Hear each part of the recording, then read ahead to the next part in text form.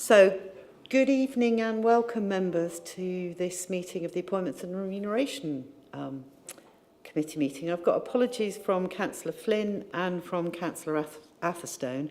Are there any declarations of interest anybody wishes to put forward? No, thank you very much. We've got some minutes to approve, some public minutes from which are on our agenda as pages 3 and 4. From a meeting that was held in April last year. So for those who were around in April 2022, could I ask that they approve the minutes of that meeting? I was just asking about apologies. I gave apologies for Councillor Flynn and Councillor Atherstone. It's okay. So Councillor Harman, Councillor Payne, I think you were the, and possibly Councillor Collins as well. So I remember what we decided, well, it's the minutes are there to be read. So unless there's, okay, and you're happy for me to sign them, yes, I am.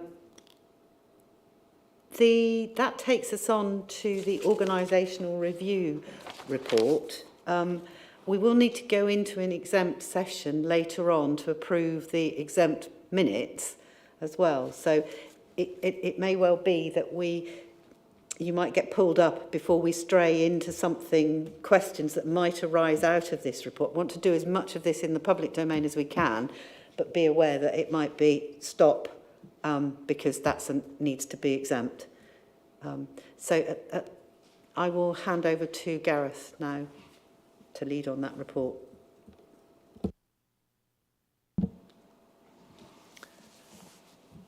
Thank you, Chair.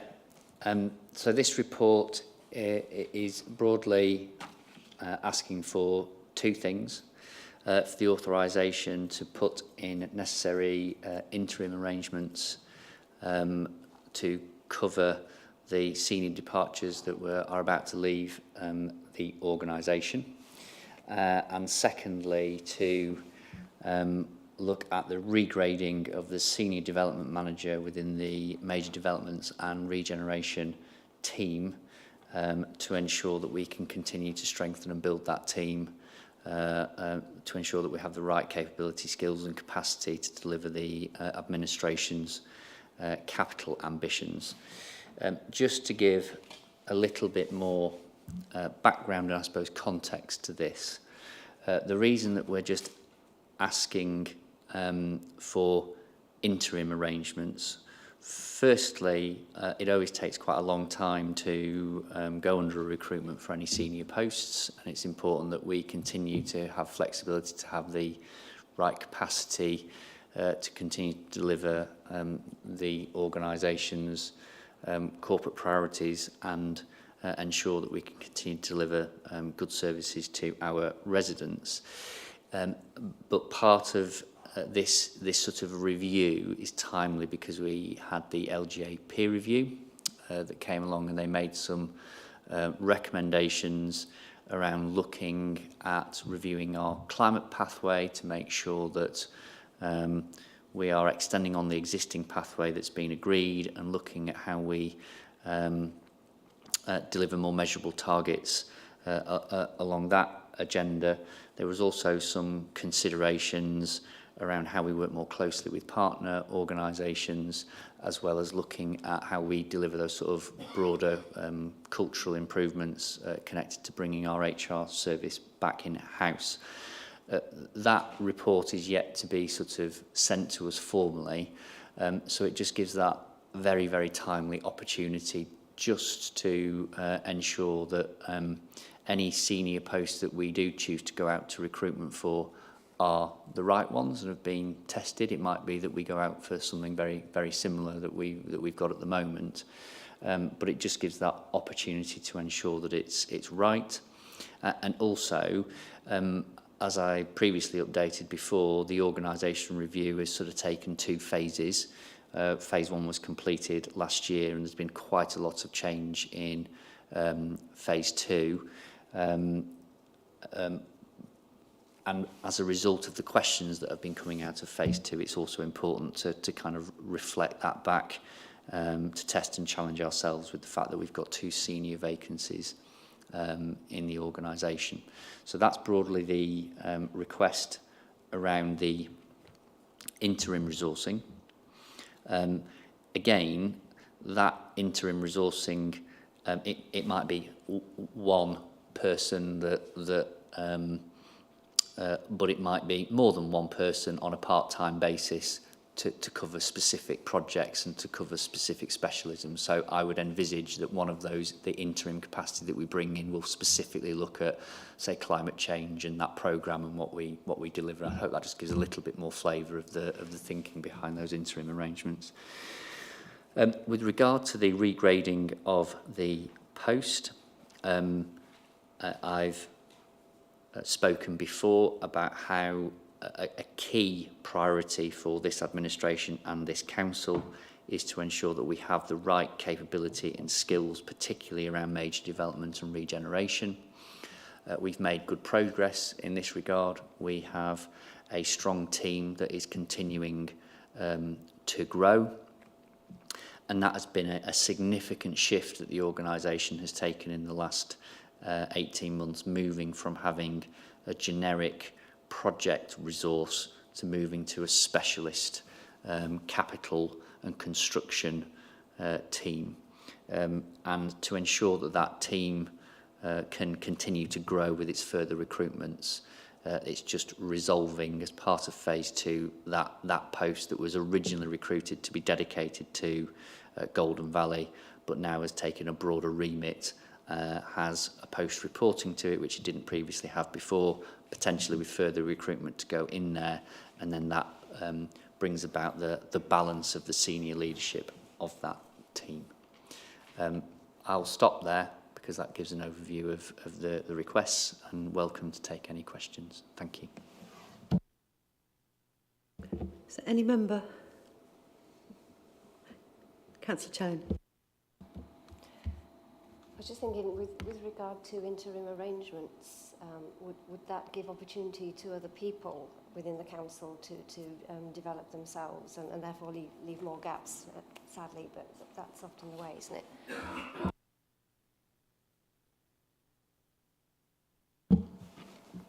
The simple answer is yes.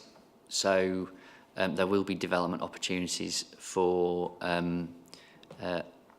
other colleagues in the council. I think that's a good thing, but the most important thing is managing workload.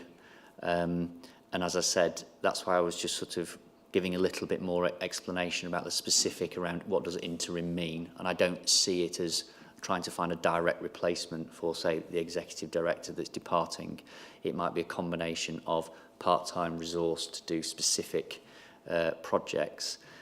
We are quite lucky that we've got a strong senior team that can, for temporary periods, take on additional sort of reporting lines for their development. But what I need to carefully manage is just that capacity and workload, just so that we don't end up putting too much pressure on any individual.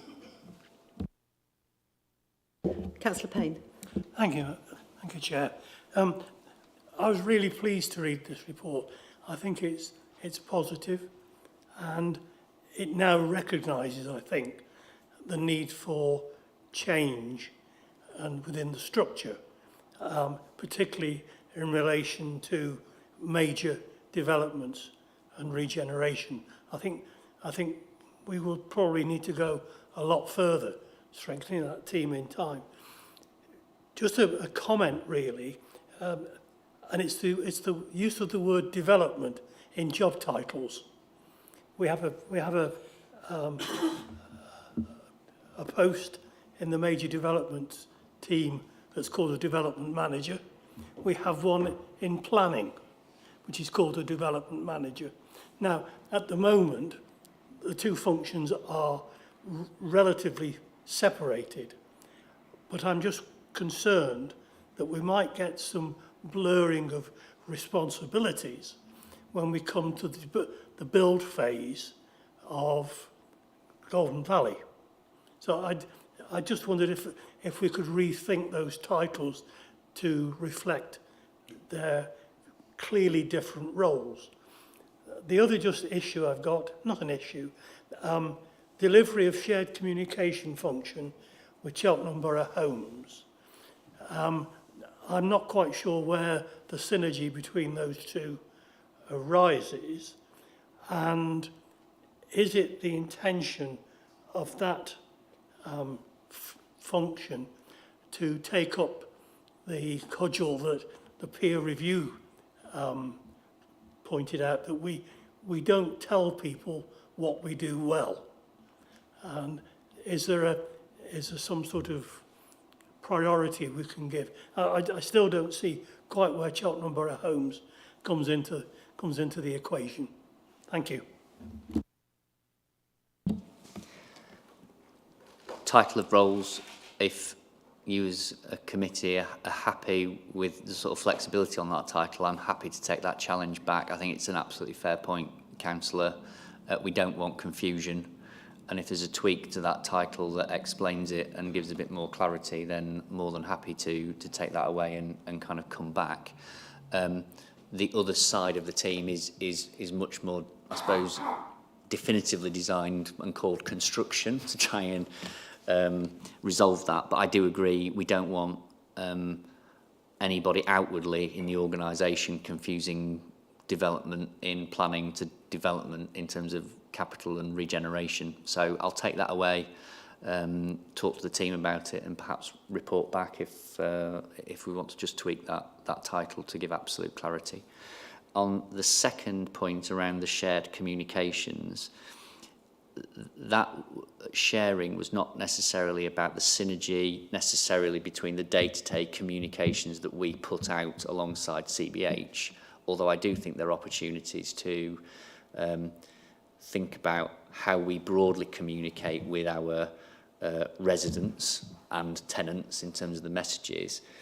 That the strengthening the synergy was more around specialism within the team, that actually what we found was that we had a few FTE, sort of 3.5 on our side, 2.5, 3 FTE on the CBH side, and actually by bringing that team together, you're able to allow those posts to specialise. So you actually get a specialist on social media and say video, you get a specialist that is more around maybe the press releases and the drafting.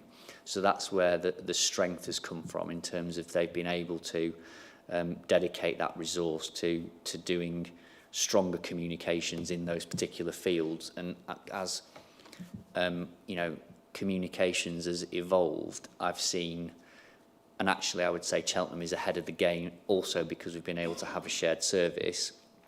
Councils have had to move from what I would describe as the traditional model, which was everything press release driven, everything aimed at certain local press, to navigating new things like TikTok and all these other bits and pieces, which is a wholly different skill set and sphere, and not one that I would ever say that I fully understand.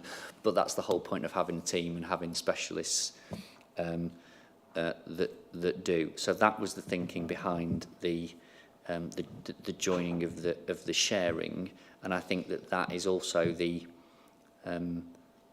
challenge of the review, because we have such strong partnerships and because we have a lot of skilled people in CBH and our other partnerships. It's that broad challenge to reflect on about, are we maximising our shared skills and capabilities over the things that we might be doing, and avoiding duplication, because so we ultimately get value for money. Councillor Harman. Thank you, Chairman. I would agree with what John Payne has said. I would speculate that the job title in the planning department might be around development control rather than just development, but something like that. I don't know. 2 questions. I think it was a year ago, I don't know where time goes to, I asked the question whether this review gave an opportunity to release capacity at the lower level. Because often, I mean, I think of planning enforcement, for example, where we do seem to struggle, once we don't seem to have the capacity. That's my first question. The second one of the roles is envisaged as HR returning under in-house instead of publica. A, do we have the capacity to do that? And is that a fact at the start of a reversal process, pulling back from shared services?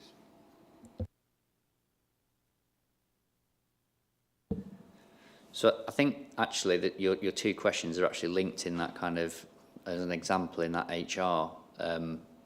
So the decision on the HR service is actually to recruit 2 lower level HR coordinators and 1 business partner to have more capacity at a lower level to support service managers. So that's a live decision of where we've actually chosen to put more resources at a less senior level to be more effective, because we felt from the interview process and from reflecting on it that was the best thing.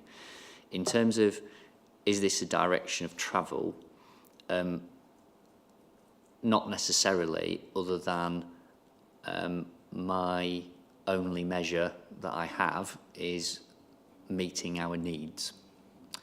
And if I use the example of our shared IT service, I believe that is a hugely valuable, say, shared service to be in, because we're able to have things like a shared cyber team and a shared engineers, which are very, very challenging to recruit. And it is an excellent service that meets our needs. And actually, one of the things that's often said when people join this organisation is, do you know what, the IT is fantastic. I got a laptop on day one and I was able to access all these files. And when I started my previous job, it was I was 2 months in before I got access to all the stuff that I could get. So I think that's an example of a really good shared service that's meeting our needs. HR was a particular need because of the fact that I think that, and Councillor Payne and I have talked about this, is I think we need a particular cultural shift in the organisation that is using performance management, risk and all these other things in a different way. And I think that when you want something that I think is more bespoke to Cheltenham, that makes it slightly more challenging when you're in a shared service environment around something like HR. Especially when you're talking about culture and a cultural shift. So that hopes to give a bit of background on that need. Then in terms of the wider capacity at lower level, as part of that organisational review, I can feed back in a bit more detail outside of the meeting about the areas where there has been decisions to retain more operational posts and to do things where we've specifically retained and increased resources to meet demand and look to use our resources more cleverly from sort of rationalising more senior posts and reinvesting. That still remains, I think, broadly as a principle that we have in terms of delivering value for money. But I'm happy to talk about it in more detail outside of the meeting. Councillor, thank you. Thank you. Yeah, I was just wondering about the interim and what sort of timescales we're thinking of, because I know interim can carry on, and it can have quite an impact on staff having temporary people around. Thanks. It can. I think in my career I've seen varying degrees of interim. That's why I think, you know, as part of the A&R in terms of seniority, it's requesting a sort of a panel to appoint any senior people. So there is a process in terms of making sure that we try and find the right people. In terms of length and time, I do not envisage that this is interim that turns into years, and that is just not healthy for the organisation. And I think part of what my recommendation is going for here is trying to not use a broad brush interim that can be a risk, because it can sometimes be a disruptor in the organisation, is to try and be more focused on what we use interim resources for. So there is effectively a framework that's handed to any interim member of staff coming in, so that you're limiting the extent to which, you know, you create a broad brush senior manager that then is just sort of trying to demonstrate their impact and change, but actually that's creating a lot of disruption and can be unsettling. So I have seen that, and I do understand where you're coming from. So my assurance is that I'm aware of that. The way that we've tried to design it is to make sure that it is a positive and an added value rather than it creating disruption. Because actually I think that, you know, what the peer review told us is that we're moving definitively in the right direction with our culture, and I don't want to sort of take a backward step by unsettling that too much.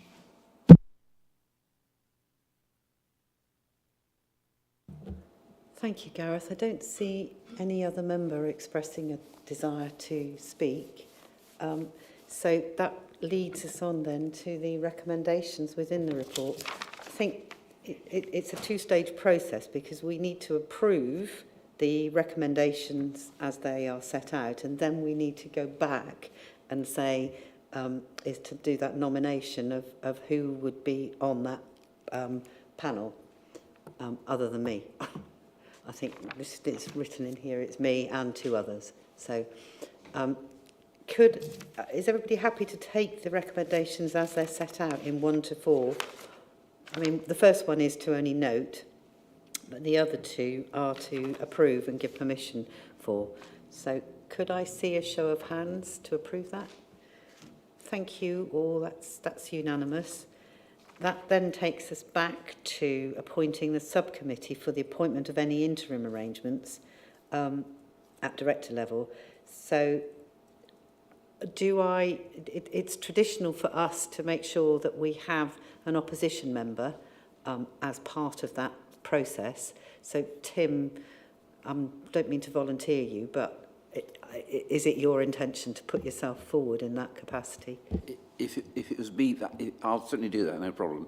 If for any reason I'm not available, I'd nominate Emma Nelson as my substitute, but I'll do it if I can.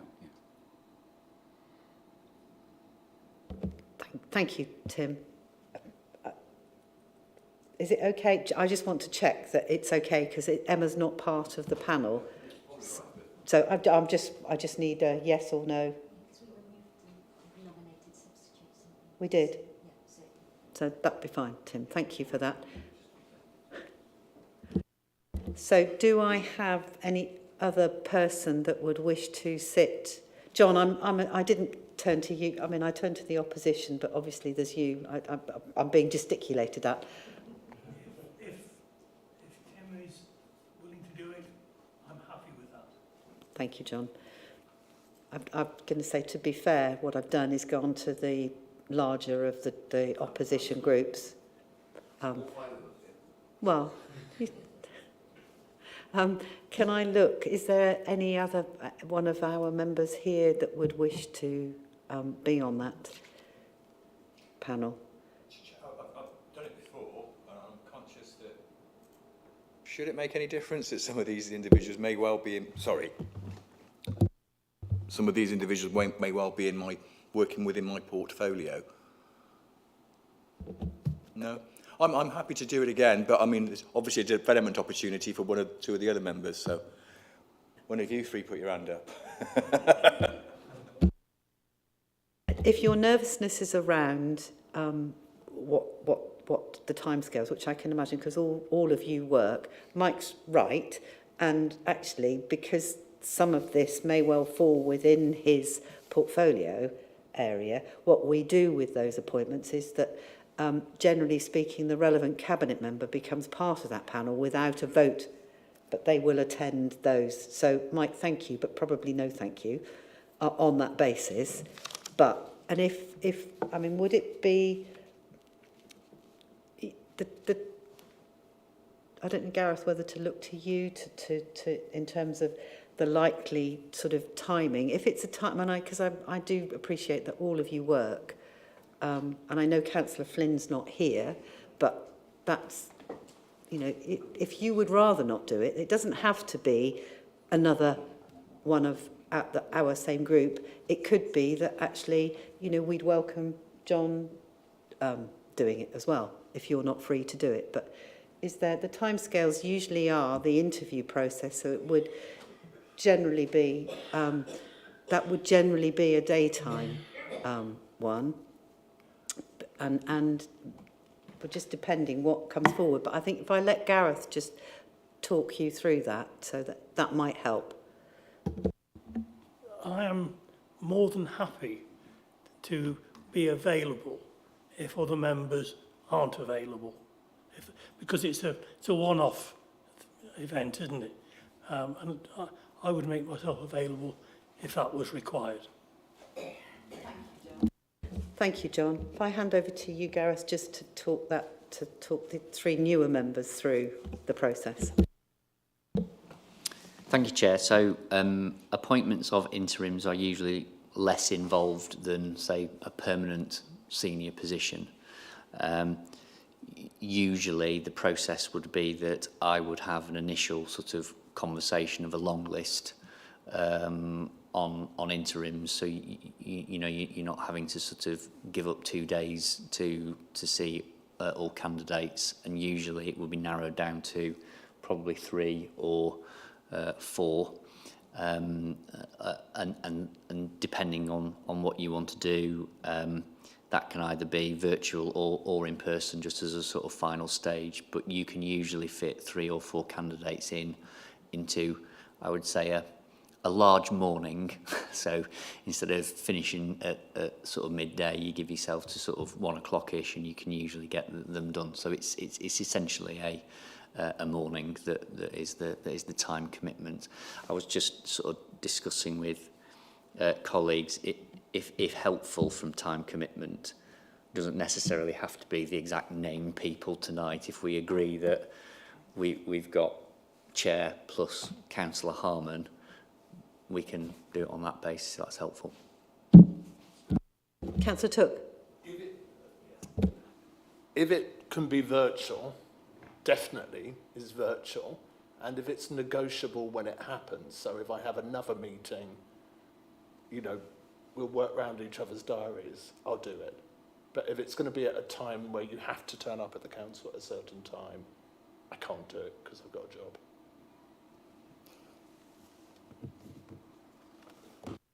Thank you, Councillor Took. So what we've got then is we've got 2 possibles. So given what we've just been informed by Democratic Services, is that we've approved the fact that there'll be 3 of us. We've got a confirmation from Councillor Harman that will be him. It's confirmation from me that it'll be me. I wonder if the suggestion is let's get down the line and know that there's you or you, Councillor Payne or Councillor Took, that can do this role, and failing Tim being able to make it, Councillor Nelson will do it. So we've got our panel of 3, one way or the other, to be decided on definitively once we get a bit further down the line. Is that an acceptable route? Excellent. So that actually just leads us to, that's the end of the meeting, because there's no other business unless Chief Executive tells me otherwise. The date of the next meeting will be, needs to be allocated. What we do have to do is go into exempt session in order to approve the minutes of the previous meeting. And again, it's for those, we've approved the public minutes, but we need to approve the confidential minutes of that meeting. I don't actually have the very lengthy words that we all have to read out to approve us going into exempt session under the differing guises of the Local Government Act.